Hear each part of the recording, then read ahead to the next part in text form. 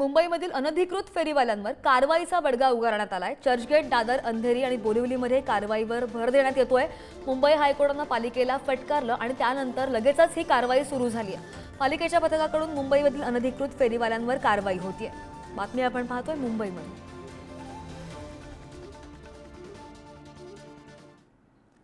पुढे जाऊयात। मृत्यूचा बनाव रचून विमा कंपनीकडून 70 लाख रुपये उकळल्याची माहिती समोर येते।